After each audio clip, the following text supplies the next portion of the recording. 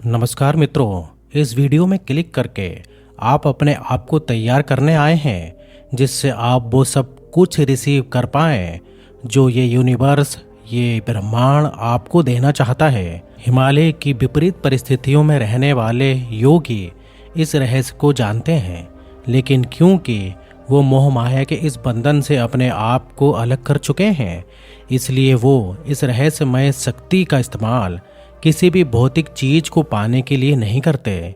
आज हम आपको बताने जा रहे हैं कि कैसे ये ब्रह्मांड काम करता है, कैसे डिवाइन शक्ति काम करती है, कैसे यूनिवर्स की एनर्जी काम करती है जिससे बहुत से लोग अनजान हैं। लॉ ऑफ अट्रैक्शन कैसे इन सब से जुड़कर काम करता है, ये आज हम गहराई से जानेंगे। लॉ ऑफ अट्रैक्शन या आकर्षण के नियम को जैसा लोग समझते हैं, जैसा मानते हैं, ये उससे भी बहुत आगे है। इसे आसानी से समझाने के लिए इस दुनिया में बहुत सारे तरीके समझाए गए हैं, क्योंकि जब कोई शक्ति बहुत ही रहस्यमय होती है, बहुत जादुई सी लगती है, तो लोगों को उस पर विश्वास करना मुश्किल लगता है। लॉ ऑफ अट्रैक्शन के रहस्य में जब धर्म की बात आती है, जब ईश्वर की बात आती है, तो लोग इस पर संदेह करते हैं। ये रहस्य खुद को एक बहुत ही वैज्ञानिक तरीके से व्यक्त करता है।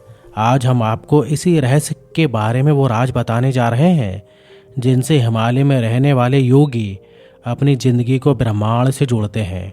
वो इस दिव्य शक्ति से जोड़ते हैं जहाँ तक कि हम कल्पना भी नहीं कर सकते।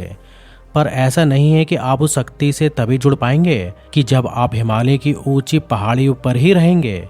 यह रहस्य जानकर आप में से बहुत से लोग आश्चर्यचकित भी हो सकते हैं और कुछ सचमुच इस पर विश्वास कर अपनी ज़िंदगी में अपनी मनचाही चीज़ को आकर्षित कर सकते हैं। इस बारे में बहुत से लोगों का ये सवाल होता है कि हम उस डिवाइन पावर से, उस दिव्य शक्ति से कैसे कनेक्ट कर सकते हैं, ब्रह्मांड से कैसे बात कर सकते हैं, या भगवान से कैसे बात कर सकते हैं। मैं जो चाहता हूँ मैं उसे कैसे हासिल कर सकता हूँ।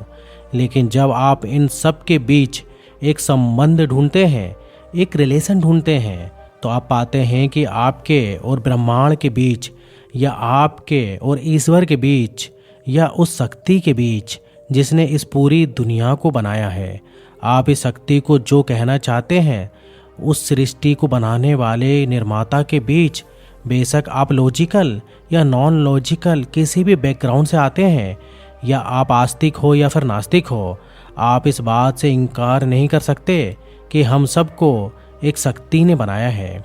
कोई तो है जो हम सबका क्रिएटर है। इसी शक्ति ने सब कुछ बनाया है। आपको, हमें, हम सबको, हमारे आसपास की हर चीज़ को बनाया है।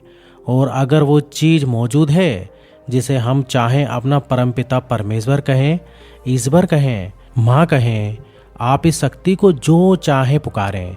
लेकिन ये शक्ति इतनी शक्तिशाली है, इतनी पावरफुल है कि ये हमेशा हमारे आसपास मौजूद है। ये हमारे हर काम, हर मूवमेंट को मॉनिटर कर रही है। ये हमेशा हमें देख रही है। अब इसका क्या मतलब है?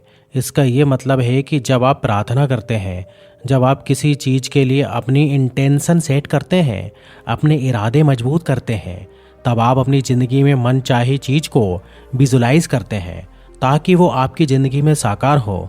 फिर चाहे वो विजुलाइजेशन आकर्षण के नियम का इस्तेमाल करके पैसे को मैनिफेस्ट करना हो, प्यार को मैनिफेस्ट करना हो, जो भी आप अपनी लाइफ में चाहते हैं, आप उसे विजुलाइज करते हैं। ये समझना बहुत ज़रूरी है कि ये पूरा सिस्टम कैसे काम करता है, हमारा ब्रह्मांड कैसे काम करता है, कैसे वो हमारी बात सुनता है। बहुत कम समय में बहुत से लोगों ने इस शक्ति को समझकर अपनी मनचाही ज़िंदगी को जिया है। वो सब कुछ पाया है जो भी वो अपनी ज़िंदगी में चाहते थे, अपनी सपनों को पूरा किया है, अपने एम को हासिल किया है, अपने बिजनेस को ऊंचाइयों पर पाया है, अपने जीवन में आध्यात्मिक या स्पिरिचुअलिटी से चमत्कार होते देखे हैं। सभी अलग अलग चीज़ों को पाने में वो लोग सफल हुए हैं। लेकिन ये केवल उनके बारे में नहीं है, क्योंकि कोई भी इंसान व्यक्तिगत रूप से इस शक्ति का इस्तेमाल कर सकता है। लेकिन जब ये व्यक्तिगत शक्ति एक सामूहिक कोशिश में बदलती है, यानी जब एक इंसान से शुरू हुई इस शक्ति का इस्तेमाल एक धरातल पर अलग अलग लोगों द्वारा किए गए प्रयासों से जुड़ता है, तो आप समझ जाते हैं कि आखिर ये शक्ति उस परमपिता परमेश्वर की शक्ति से कैसे जुड़कर काम करती है। यहीं से हमारा कॉन्सेप्ट शुरू होता है। जानता हूँ इसे बिना एग्जाम्पल के समझना बहुत ही मुश्किल है, इसलिए चलिए एक एग्जाम्पल से इस पूरे कॉन्सेप्ट को समझते हैं। देखिए, सिंगर बनने का सपना देखने वाला हर गायक गाना गाना चाहता है, लेकिन ये बात आप भी अच्छी तरीके से जानते हैं कि उनमें से विनर एक ही होता है। तो जो विनर यानी विजेता होता है, क्या बस उसी की आवाज़ सबसे अच्छी होती है? क्या बस उसी की कोशिश सबसे अच्छी होती है? क्या यूट्यूब पर दिखाए जाने वाले लोग जो फेमस हैं, जिन्हें करोड़ों लोग फॉलो करते हैं, क्या वो सबसे बेस्ट हैं? क्या वो दुनिया के बेस्ट डांसर हैं? क्या वो दुनिया के बेस्ट सिंगर्स हैं? वहाँ जो योगा ट्रेनर आपको दिखाई जा रहा है, क्या वही दुनिया का सबसे ज़्यादा आसानों को जानने वाला ट्रेनर है? क्या एक वही है जिसे योगा की सभी चीज़ों की नॉलेज है? और कई बार इन सवालों का जवाब होता है नहीं। ऐसे कई अनगिनत लोग हैं जिनके पास उनसे ज़्यादा, उनसे अच्छी नॉलेज है, पावर है, टैलेंट है, लेकिन वो हिडन है, छुपा हुआ है। तो आखिर ऐसा क्यों है कि उनसे भी ज़्यादा जो कामयाब हैं वो उनसे पीछे हैं? ईश्वर ने उन्हें क्यों नहीं चुना करोड़ों लोगों का प्यार पाने के लिए, बहुत फेमस होने के लिए? They are not the chosen one. Y?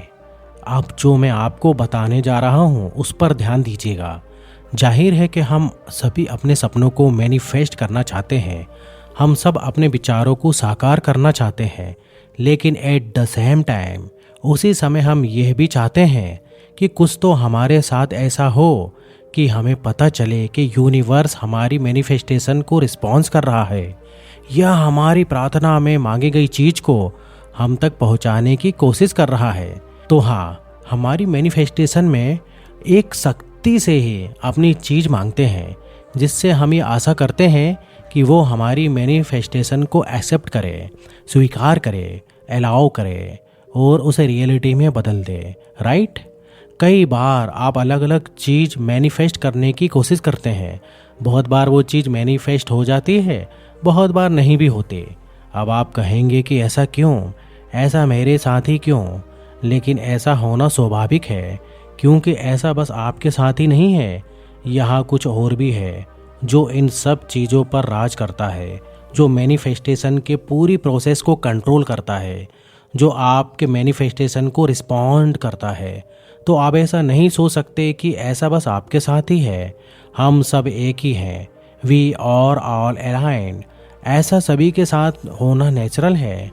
और जब हम इसे और गहराई से समझते हैं तो हम ये जानने की दिशा में आगे बढ़ते हैं कि हम वो कैसे बन सकते हैं जिसे यूनिवर्स खुद चुने, यानी we are the chosen one. हम ये कैसे बने? How do we become those chosen one, जिससे यूनिवर्स हमें रिस्पॉन्ड करे, हमारी मैनिफेस्टेशन को एक्सेप्ट करे, उसे रियलिटी में बदल दे। ऑफ कोर्स हम सब ऐसे ही चाहते हैं और इसके लिए मैनिफेस्टेशन की अलग अलग टेक्निक्स को भी फॉलो करते हैं। लेकिन वो चीज़ जिसके बिना आपकी मैनिफेस्टेशन पूरी होते होते रह सकती है, वो है आपकी क्षमता का, आपके मैनिफेस्टेशन का संभालने के लिए तैयार ना होना।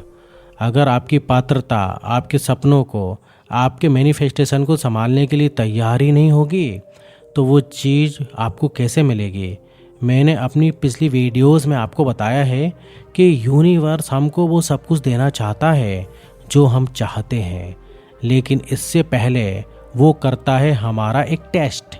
क्या आप उस चीज़ को संभाल पाएंगे जो आप उससे मांग रहे हैं? यानी अगर आप खुद को उस काबिल बना लें कि जो चीज़ आपने मांगी है आप उसे संभाल पाएँ, आप उसके सक्षम हो जाएं, तो जब जब यूनिवर्स देखता है तो अच्छा, मेरा बच्चा ये चीज़ चाहता है, क्या बात है, वो इसके लिए पूरी तरह से कैपेबल है, सक्षम है, योग्य है, तो आप उसके रडार पर हैं और वो चीज़ किसी भी तरह यूनिवर्स आप तक पहुंचा कर रहेगा। जाहिर है, जैसा कि मैंने आपको पहले भी बताया है कि यूनिवर्स हमारा टेस्ट करेगा, लेकिन उस टेस्ट को देने के लिए अब हम खुद को तैयार कैसे करें? नहीं, इस टेस्ट की प्रिपरेशन स्कूल और कॉलेजेस में दिए जाने वाले टेस्ट के प्रिपरेशन से बिल्कुल भी अलग है। इसमें आपको पढ़ाई नहीं करनी, पर खुद को तैयार करना है इस टेस्ट में पास होने के लिए। और इसमें पास होने के लिए आपको शरीर, मन, आत्मा, इन तीनों में संतुलन और हमारे विचार, मस्तिष्क और वाइब्रेशन और एनर्जी को इन तीनों चीज़ों से जोड़ना होगा। अब हम ये सारी चीज़ें अलाइन कैसे करते हैं, यानी कि कैसे हम इन सबको संतुलन में लाकर जोड़ते हैं। देखिए, आप अपने सपनों को विजुलाइज करते हैं, ग्रेटिट्यूड पे करते हैं, उन्हें फील करते हैं, तो एक तरीके से आप अपने शरीर, मन, आत्मा और अपने विचारों के साथ इन सबको सामंजस्य मिलाते हैं। और आप नहीं जानते, इन्हें प्रैक्टिसेस के दौरान आप यूनिवर्स के टेस्ट में भी परफॉर्म करते हैं। यही आपकी तैयारी है यूनिवर्स की टेस्ट की। जिस तरह हम लोगों को अलग अलग पैरामीटर्स यानी अलग अलग मापदंडों पर मॉनिटर करते हैं, ठीक वैसे ही यूनिवर्स भी हमें मॉनिटर करता है कि हम अपने मैनिफेस्टेशन को रिसीव करने के लिए तैयार हैं या नहीं। फॉर एग्ज़ाम्पल, मान लीजिए आपकी एक कंपनी है और लोग आपके पास जॉब इंटरव्यू के लिए आते हैं, तो आप उन सैकड़ों लोगों में से एक व्यक्ति को कैसे चुनोगे? अगर आप जज हैं तो या तो आप उन्हें चुनेंगे जिसके क्वालिफिकेशन सभी लोगों में बेस्ट हो, या फिर आप उसे चुनेंगे जो उन सब में सबसे ज़्यादा मेहनती हो, या फिर उसे जिनमें ये सारी चीज़ें हों लेकिन उससे एक ऐसी वाइब्रेशनल फीलिंग आए जिससे कि पता नहीं क्यों आपको वो इंसान परफेक्ट लगे। फिर बेशक आप चाहें उसकी क्वालिफिकेशंस बाकियों से कम हो, लेकिन बस आप ये कहेंगे कि पता नहीं क्यों वो इस पोजीशन के लिए बेस्ट लगा, परफेक्ट लगा, क्योंकि ये वो फीलिंग है। और यही वो तरीका भी है जिससे आप खुद को डिवाइन के टेस्ट के लिए तैयार करते हैं। आप खुद को कैसे प्रेजेंट करते हैं, इस दुनिया के लिए नहीं बल्कि उस डिवाइन के लिए, जब आपके सामने कोई नहीं होता। ठीक वैसे ही जैसे कि इंटरव्यू में उस व्यक्ति ने आपको सबसे बेस्ट शो किया, हम खुद को यूनिवर्स के सामने बेस्ट दिखाते हैं। और आप खुद को बेस्ट कैसे शो करते हैं? यूनिवर्स आपसे आशा करता है कि आप हमेशा रियल रहें, आप में वो क्वालिटीज़ हों जिससे आप एक अच्छे इंसान लगें। इसके अलावा कुछ चीज़ें जो आपके मैनिफेस्टेशन के लिए आपको क्वालिफाइड बनाती हैं, उनमें आपका परसिस्टेंस लेवल, यानी आप कितने जिद्दी हैं अपनी चीज़ को पाने के लिए। क्या आप पूरी तरीके से समर्पित हैं? क्या आप में सचमुच वो इच्छा शक्ति है कि आप किस हद तक उसे पाना चाहते हैं? पहली चीज़ तो ये।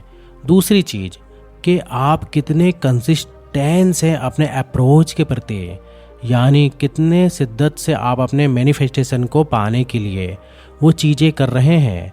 तीसरी चीज़ है रिस्पेक्ट, यानी कि सम्मान। क्या आप खुद के लिए, जिसके आसपास आप हैं, जिसके आप साथ काम करते हैं, जिनके साथ आप अपना जीवन बिताते हैं, जिन्हें आप रास्तों में मिलते हैं, क्या आप उन सब लोगों के प्रति आप रिस्पेक्टफुल हैं? क्या आप पूरे दिल से उनका सम्मान करते हैं? और इसके अलावा क्या आप उन सभी के प्रति विनम्र हैं? क्योंकि यूनिवर्सल पावर्स हमेशा आपके काइंडनेस और आपके अच्छाई को जो है प्रेज करती हैं। आपके गुस्से में चिल्लाना, लोगों को गलत बोलना, अपशब्दों का इस्तेमाल करना और यूनिवर्स को भी गुस्से में रिस्पॉन्ड करना कि मुझे मेरी चीज़ क्यों नहीं दे रहे हो, ये सब गलत है। झुकिए, क्योंकि खुद प्रकृति भी हमें यही सिखाती है। फलों से लदे वृक्ष और अगर खड़े होने की बजाय झुककर सबको मीठे फलों का आनंद लेने के लिए प्रेरित करते हैं, तो वो हमें झुकना सिखाते हैं। क्योंकि हमारा कठोर और रूखा बर्ताव हमें महान नहीं, छोटा बनाता है। एक आखिरी चीज़ के साथ इस वीडियो को ख़त्म करूँगा कि हमेशा अपने दिल में सेवा की भावना जगाए रखिए, इस आशा से नहीं कि एक दिन आपको उस सेवा का फल वापस मिलेगा। किसी को कुछ भी दीजिए, किसी से कोई भी आशा मत रखिए, ये सोचकर भी नहीं कि इसके बदले में यूनिवर्स आपके साथ अच्छा करेगा। हम जानते हैं वो करेगा, पर इस आशा का त्याग कर दीजिए। इस आशा के बंधन को तोड़ना जिस दिन आप सीख जाएंगे, उसी दिन से आप जिंदगी जीने के सही अर्थ को समझ जाएंगे। श्री कृष्ण भी तो कहते हैं, फल की चिंता मत करो, बस अपने कर्म करते जाओ। और यकीनन जब हमारे काम अच्छे होंगे तो सभी अच्छाइयों का फल भी अपने आप ही मिल जाएगा। लेकिन इस फल का इंतज़ार मत कीजिए, बस सेवा की भावना का सच्चा अर्थ खुद से साकार करिए। इस दुनिया तक अपनी सेवा पहुंचाइए। आपकी अच्छाई किसी न किसी रूप में आप तक जरूर लौटेगी, वादा है। चैनल पर नए हैं तो सब्सक्राइब जरूर कर लीजिएगा और लाइक का बटन दबाकर अपनी सराहना हम तक भी पहुंचाइएगा। नमस्कार, धन्यवाद।